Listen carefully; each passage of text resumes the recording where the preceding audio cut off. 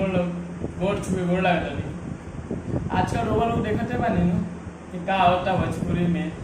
कहियो यूट्यूब चालू कर तो छपरा आरा छपरा चालू भइल बा।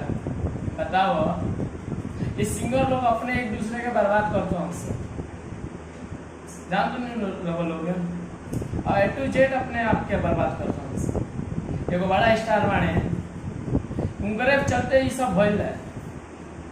गइले आगे भटियारा रहता आरा, अरे आरा के सब कोई जानता है, जानते बड़ा लोग। आरा छपरा से गाना जब बनल है तो अभी से नहीं बनल, शुरू से बनता है। तो ये ना कि केहू के बदनाम करो, छपरा के बदनाम करो तो आरा के बदनाम करो, ये ना चले के चाहिए भाई।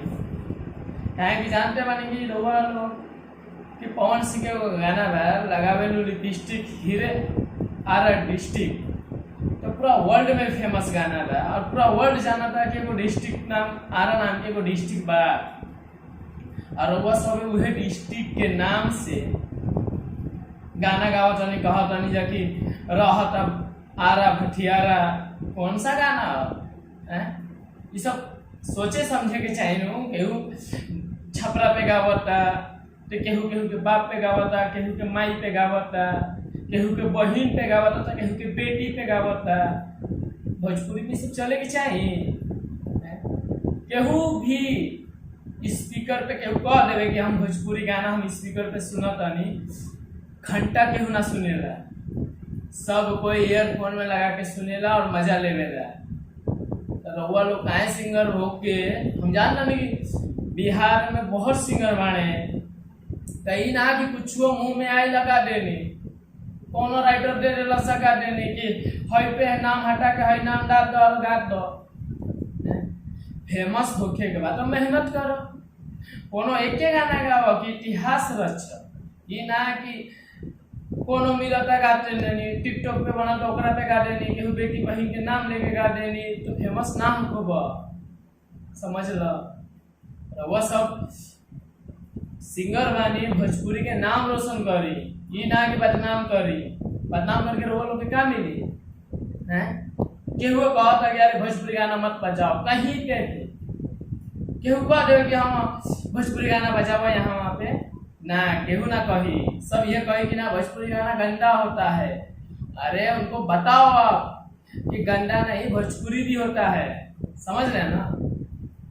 तो वो लोग से यह विनती बा, जितना सिंगर बाणन सब, जितना छोट से लेके बड़ से लेके आज की डेट में तो बड़े ऐसा ऐसा गीत गावत रहन सके का कह, सब बड़े के चलते होता है बड़ सिंगर के वजह से।